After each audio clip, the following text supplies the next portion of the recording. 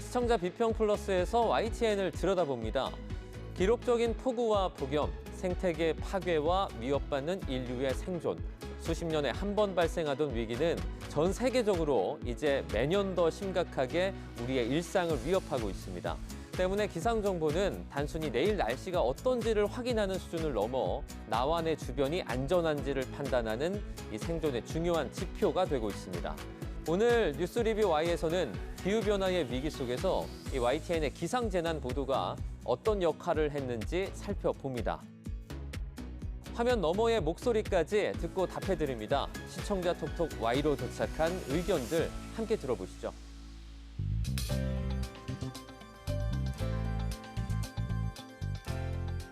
시청자 여러분 안녕하십니까? 정주웅입니다. 오는 29일까지 부산에서 세계유산위원회가 열립니다. 전쟁과 기후변화, 난개발로 사라져가는 세계의 찬란한 문화유산을 어떻게 지키고 보존해야 할지 함께 생각할 수 있게 한 프로그램이 풍성합니다. 특히 개최국의 자부심을 담아서 마련된 대한민국과는 박제된 유산이 아닌 살아있는 우리 유산임을 느낄 수 있도록 첨단 기술과 접목하거나 또 함께 즐길 수 있는 유산의 이미지로 기획됐다고 하는데요.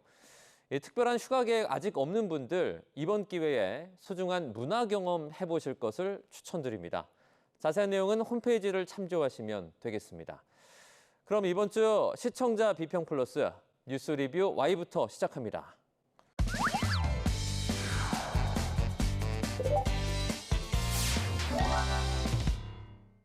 오늘 뉴스 리뷰 Y 시간, YTN이 전한 국내외 기상재난 보도를 살펴보겠습니다. 함께 이야기 나눌 두 분 모셨습니다. 먼저 반유미 시청자 평가원입니다. 이동우 해설위원 실장입니다. 단순히 기후 변화라고만 표현하기 어려울 정도입니다. 생존 자체가 위협받는 상황이 됐습니다. 언론에서도 집중적으로 다루고 있는데요. 관련한 YTN 보도들 어떻게 보셨습니까? 네, 하루에도 몇 차례씩 접하는 기상 보도는 시청자의 일상과 가장 밀접한 뉴스 가운데 하나입니다. 하루의 계획을 세우는 일부터 재난에 대비하는 순간까지 시청자의 판단과 행동에 중요한 영향을 미치고 있는데요. 특히 최근에는 기후변화로 이전과는 다른 양상의 기상 상황이 잇따르면서 시청자가 기상 상황을 올바르게 이해하고 적절히 판단할 수 있도록 돕는 기상보도의 역할도 한층 중요해졌습니다. 그런 의미에서 이번에는 올여름 장마와 폭염을 중심으로 YTN의 기상 재난 보도는 어떤 정보를 제공했고 시청자의 이해와 대비를 위해 어떤 역할을 했는지 살펴보겠습니다. 먼저 장마를 앞둔 지난 6월 보도에서는 예년과 다른 기상 상황을 설명하는 새로운 용어들을 자주 접할 수 있었는데요. 지각 장마, 도깨비 장마, 복합 재난 등이 대표적이었습니다. 최근 보도는 이러한 용어로 현상의 특징을 전달하면서도 왜 이런 변화가 나타났는지 그 배경과 원인을 함께 설명하는데 많은 비중을 두고 있었습니다. 장마가 늦어진 이유와 특정 지역의 폭염이 심해진 배경, 지역마다 다른 날씨가 나타나는 원인 등을 짚어주며 시청자가 최근 기후 변화의 흐름을 이해하는 데 도움을 주었는데요. 주요 보도를 먼저 살펴보겠습니다. 지금 중부도 장마가 시작이 된 거죠? 네, 이 장마의 시작은 비의 양이 아니라 예. 정체전선의 영향을 받았냐 안 받았냐로 구분을 하는데요. 화면 보실까요? 이번에는 이렇게 중부지방인 충청에도 정체전선에 의한 비가 내렸기 때문에 이 기상청은 중부지방에도 장마가 시작된 걸로 봤습니다. 많은 분들이 장마가 시작되면 매일 비가 내린다고 생각하시는데요. 꼭 그렇지는 않습니다.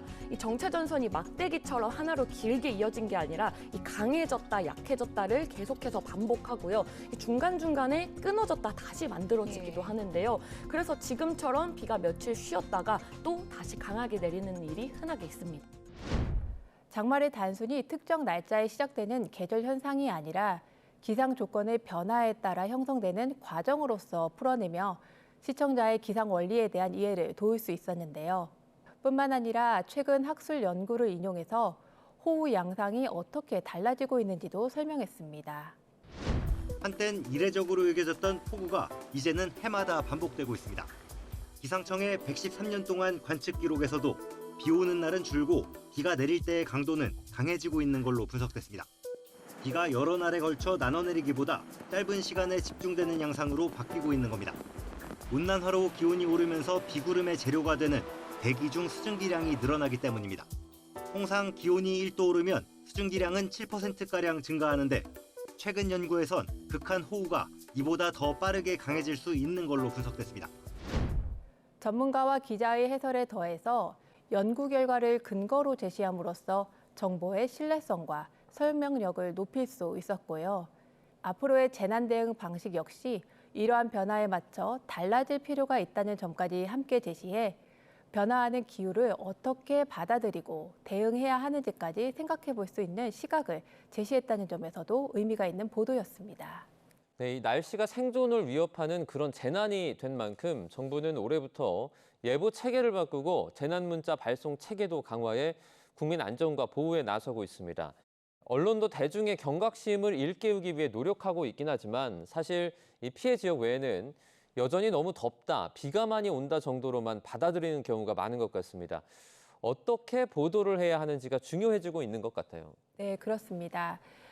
기상보도에서는 전문 용어나 수치를 그대로 전달하기보다는 시청자가 실제 생활에서 이해할 수 있는 언어로 풀어서 설명해야 한다는 제언이 꾸준히 이어져 왔습니다.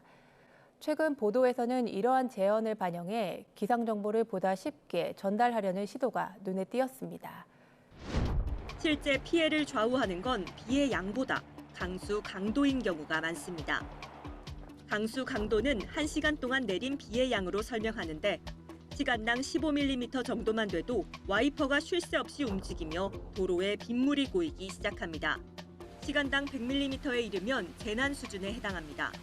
도로 위 차량이 물에 둥둥 뜨게 되고 지하 공간은 물론 건물 저층까지 침수될 수 있습니다. 다만 이러한 노력과 함께 표현의 적절성을 함께 살펴볼 필요가 있었는데요. 호우 맛보기, 본격 물폭탄과 같은 표현이 사용된 적이 있었는데 재난 상황의 무게감을 다소 가볍게 받아들이게 할 우려도 있었습니다. 오늘 아침 레이더를 보면 비구름이 이렇게 길게 띠를 이뤄서 형성돼 있는 모습 볼 수 있습니다. 오늘 밤에는 이 찬 공기 덩어리의 뒷부분이 들어오면서 이렇게 북서쪽의 찬 공기가 본격적으로 밀려 내려오기 시작합니다. 뿐만 아니라 재난 상황이 발생하면 바로 행동에 옮길 수 있도록 정보를 제공하는 것도 중요해지고 있습니다. YTN은 이런 역할을 좀 얼마나 충실히 수행했다라고 보고 계십니까?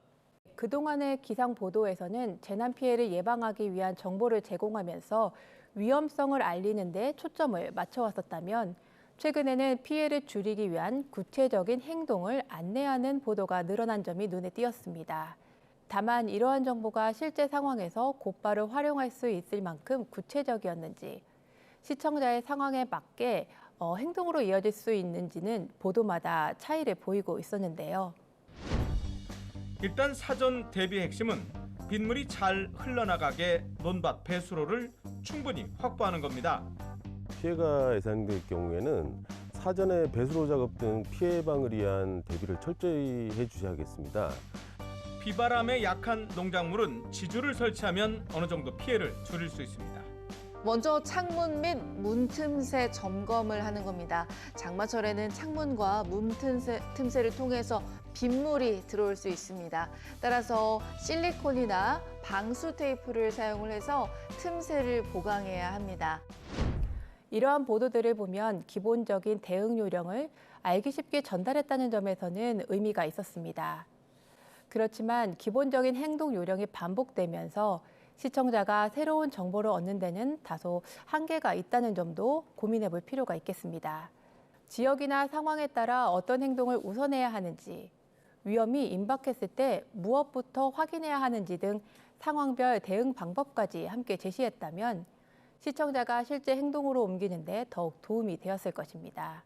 반면 시청자가 자신의 상황에 맞는 대응 행동을 선택하도록 돕는 보도도 있었습니다.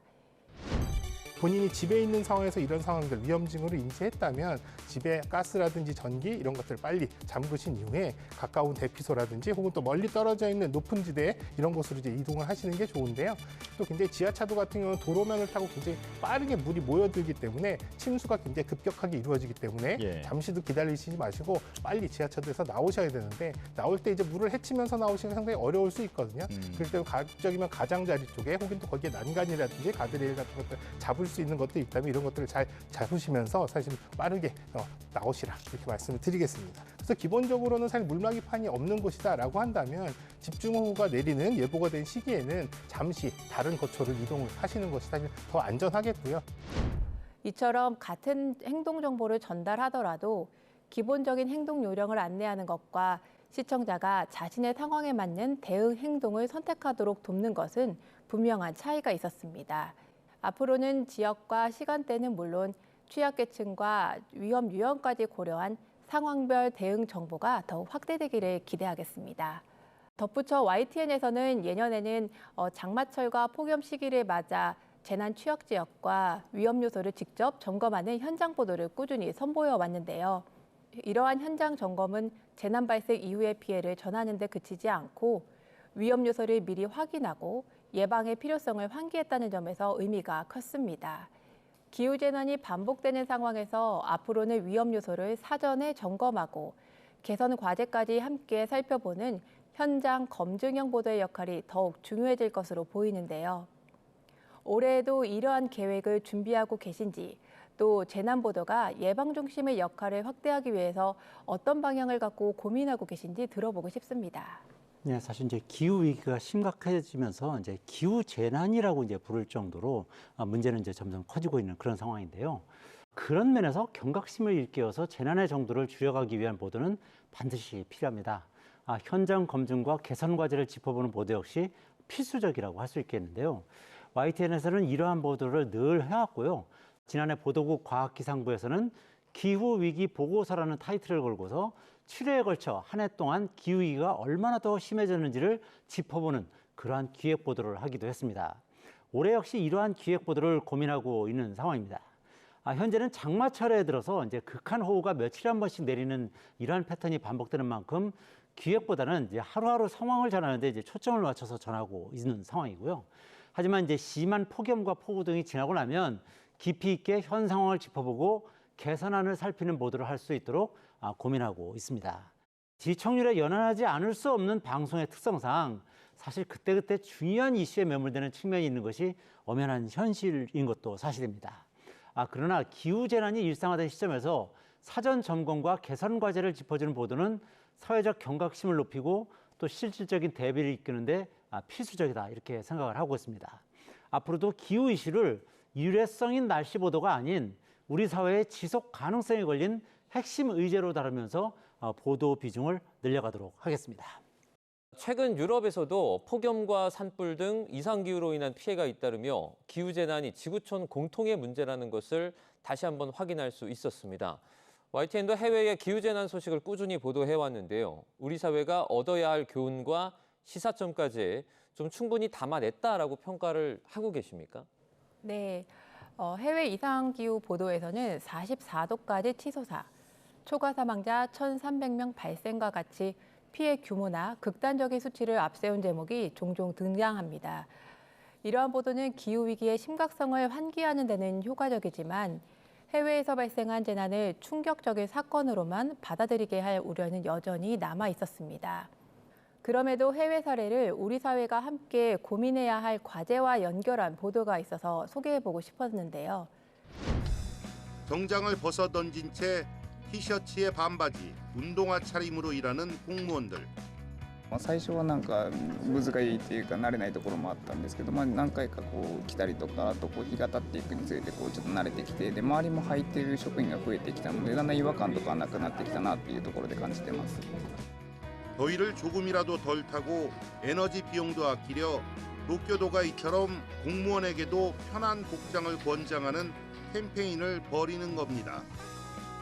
個人的にはもうこの格好の方が、軽やかに動けるので気分的には上がります。 일본의 폭염 대응 사례를 소개했는데요. 우리 사회도 폭염을 일상적인 재난으로 인식하고 있는 만큼 제도와 생활 문화 전반의 변화 방향성에 대해서 생각해 볼 수 있었습니다.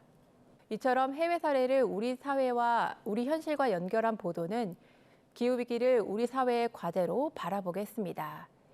다만 이러한 보도와 기후위기에 대한 새로운 관점이나 사회적 대응 과제를 다룬 내용들이 상대적으로 새벽 시간대에 편성된 점은 다소 아쉬웠습니다.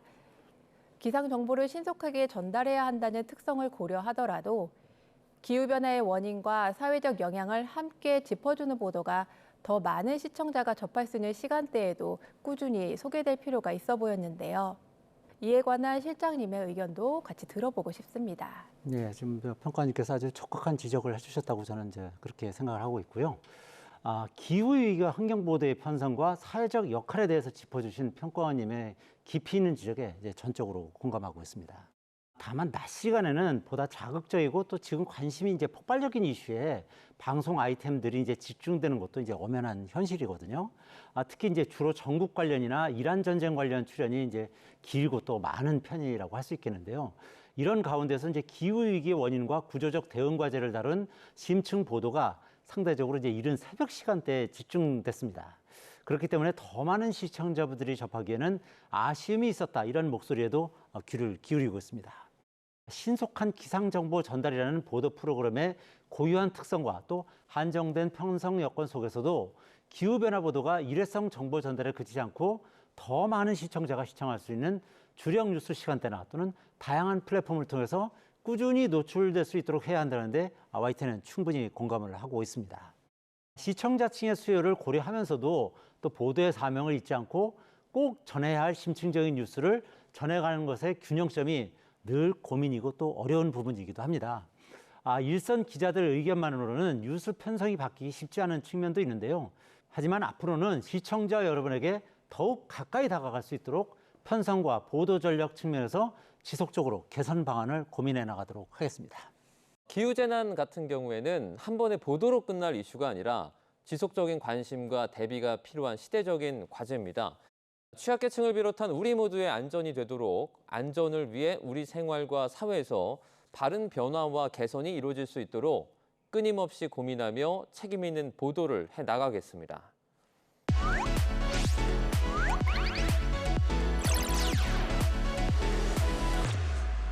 시청자의 알 권리와 보도의 가치 향상을 위해 노력한 방송을 꼽아보는 디딤돌 뉴스 시간입니다. 자, 평가원님, 이번 주 주목할 만한 보도는 어떤 게 있습니까? 네, 재난 상황에서 이루어지는 현장 취재는 시청자가 피해 규모와 위험의 정도를 직접 가늠하고 필요한 대비를 할 수 있도록 돕는 중요한 역할을 합니다. 그중에서도 충청권에 집중호우를 전한 보도가 있어서 기억에 남았는데요. 오승훈 기자는 산사태 발생 이후 수습 현장을 찾아 피해 복구 상황을 전했고, 갑천을 연결한 현장에서는 불어난 강물의 모습을 보여주면서 추가 피해에 대한 경계를 당부했습니다. 재난이 발생한 순간뿐만 아니라 복구 과정과 이어지는 위험 요소까지 함께 전달해 시청자가 현재의 상황과 남아있는 위험을 함께 판단할 수 있도록 했다는 점에서 의미가 있었는데요. 재난 현장을 직접 취재하면서 방송 화면만으로는 충분히 전달하기 어려웠던 위험이나 상황도 있었을 것 같습니다. 현장에서 가장 절실하게 느꼈던 점이 무엇이었는지, 또 시청자가 재난에 대비하면서 기억했으면 하는 점이 있다면 함께 나눠주시기 바랍니다. 집중호우 당시 YTN은 피해 발생 순간은 물론 복구 현장과 이어지는 위험 요소까지 현장 취재를 통해서 꾸준히 전해왔는데요. 오승훈 기자를 통해 취재기를 직접 들어봤습니다. 무엇보다 가장 안타까웠던 건 이번에 수해를 입은 마을이 지난해 경북 의성 산불로 삶의 터전을 잃어버렸던 곳이라는 사실인데요. 산불 피해 당시 지자체에서 조립식 건물로 임시주택을 마련해줬는데 인근 하천이 범람하면서 임시주택이 둥둥 떠서 휩쓸려간 상태였습니다. 산불 피해 아픔도 가시지 않은 채 수해까지 입어서 이제 어떻게 살아야 하냐며 눈물을 훔치시던 어르신의 표정이 지금도 생각나고 그때를 떠올리면 안타깝고 속상한 마음뿐입니다. 현장 취재 이후에 복구 과정에서 문제점들에 대한 후속 보도들도 잇따랐습니다. 지난해 산불 피해에 따른 임시주택 조성 당시에 앵커 볼트로 바닥을 고정해야 하는 작업이 있는데 그걸 하지 않아서 이번 수해에 주택이 떠내려간 것이라는 지적도 있었는데요. 장마철을 앞두고 정부나 지자체에서도 나름대로 철저하게 대비를 하겠지만 이미 피해가 벌어진 뒤 수습을 하는 것보다는 좀 더 꼼꼼하게 살펴보는 게 필요할 것 같습니다. 시청자들은 폭우나 폭염, 태풍으로 인해 기상특보가 발효되면 방송이나 라디오 등에 귀를 기울이고 미리 대비하는 것이 가장 중요할 것 같습니다. 무엇보다 비가 급격하게 내려서 침수가 예상되면 미리 높은 지대로 대피하는 것이 정말 중요할 것 같다는 생각이 들었습니다. 설마 나한테 이런 재난이 닥칠까 생각하고 안일하게 대처하는 것보다는 혹시 모르니까 미리 안전한 곳으로 대피하다가 주변 상황이 괜찮아지면 다시 집으로 돌아오자, 이런 생각으로 대피해 주시면 좋을 것 같습니다. 그럼 뉴스 리뷰 Y 마무리해 보겠습니다. 두 분 말씀 잘 들었습니다. 고맙습니다.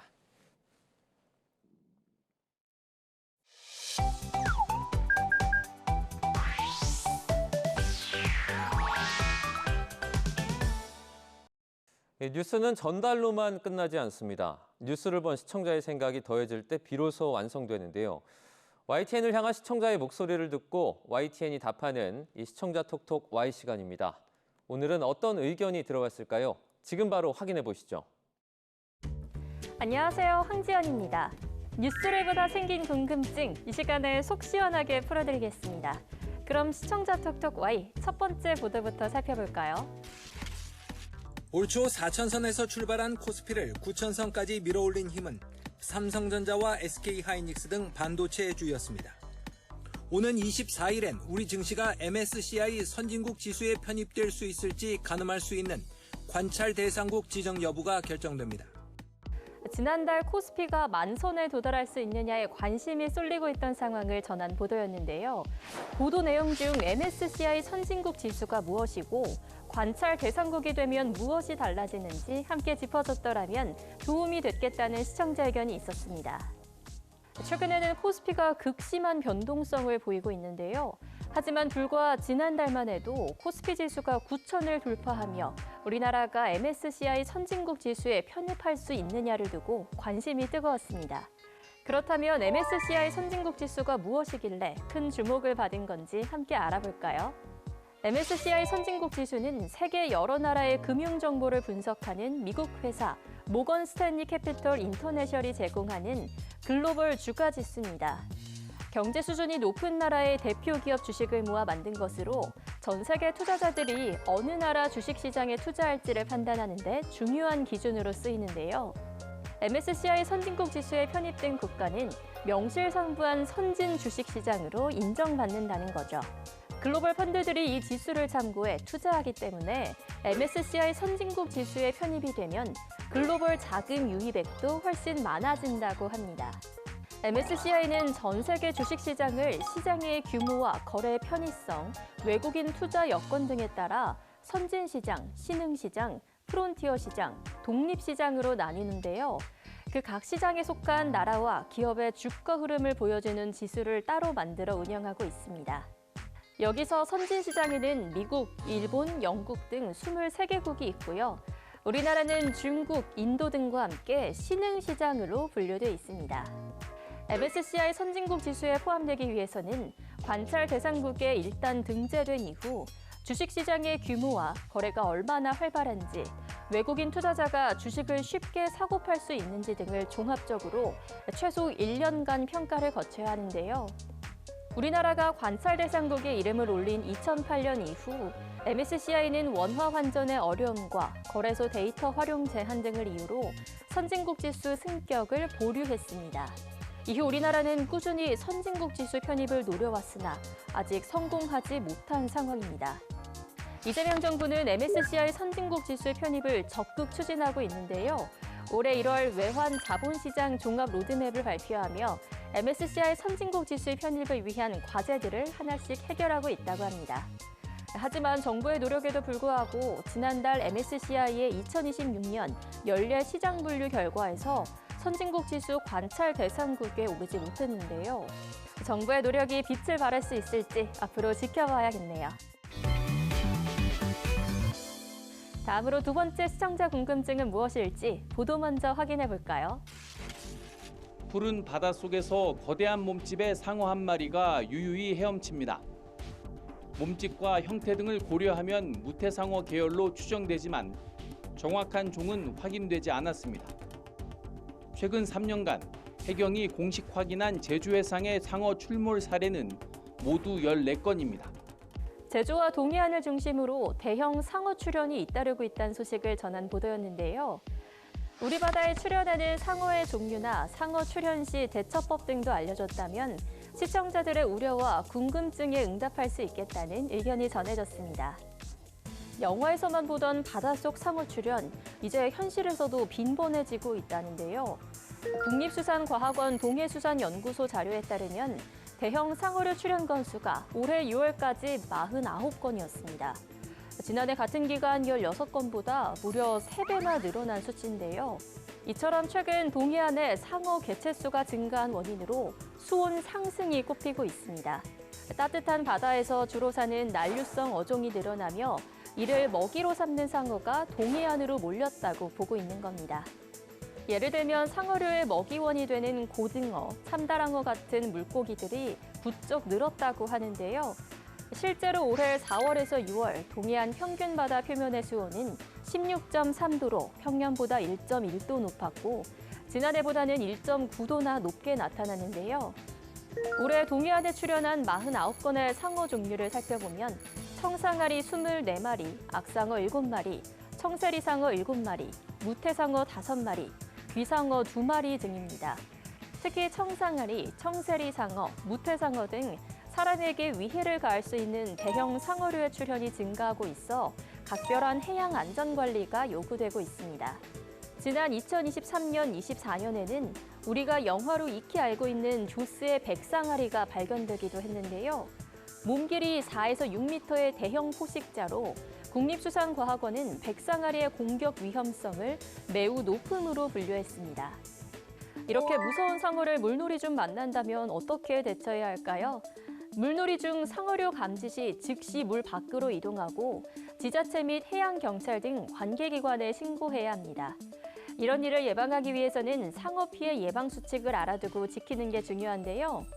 먼저 과거 상어가 출현했던 해역인지를 미리 알아두고 가급적 들어가지 말아야 하고요.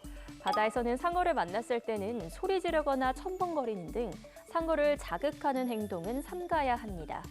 마지막으로 최후의 수단으로 상어가 공격해올 시에는 소지품으로 눈이나 주둥이를 힘껏 찌르는 방법이 있다고 합니다.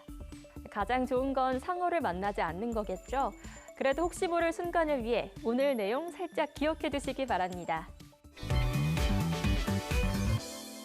오늘 마지막 주제에 대한 시청자 의견 이어서 확인해 볼까요? 프랑스 기상청은 현지 시간 21일 일요일 기온이 40도에 이르고 일부 지역에선 42도까지 오른다고 예보했습니다. 이탈리아 북부와 중부에도 올해 들어 처음으로 40도에 육박하는 무더위가 예보돼 현지 주민들과 관광객들에게 주의보가 내려졌습니다. 유럽 전역을 덮친 기록적 폭염과 그에 따른 피해 우려에 대해 전했는데요. 폭염이 사회와 환경 전반에 영향을 미치고 있음을 짚었는데 이러한 유럽의 폭염 원인을 분석했다면 보도에 깊이를 더했겠다는 시청자 의견이 있었습니다.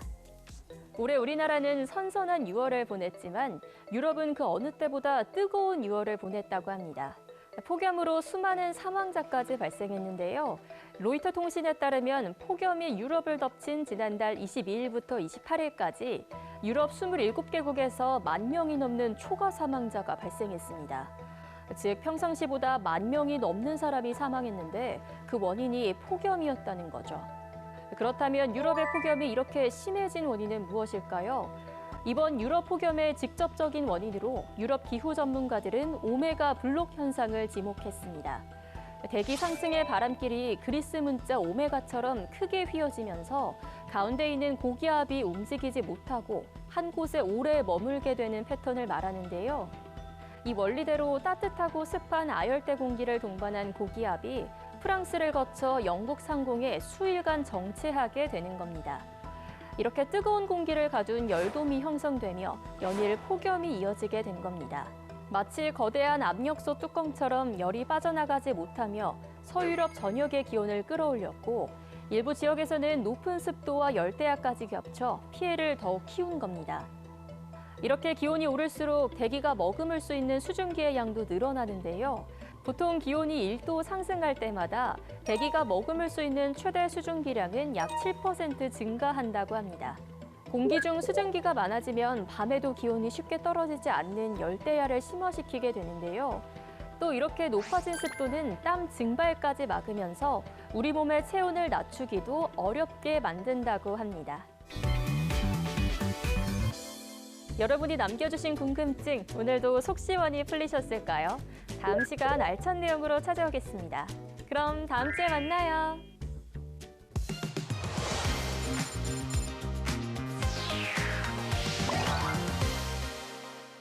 YTN의 보도를 되짚어보는 데 있어 시청자 여러분의 목소리는 중요한 기준이 됩니다. 방송에 대한 여러 의견들 SNS와 홈페이지를 통해서 남겨주시고요. 시청자 비평 플러스는 다음 주 보다 깊이 있는 시선으로 찾아뵙겠습니다. 시청해주신 여러분 고맙습니다.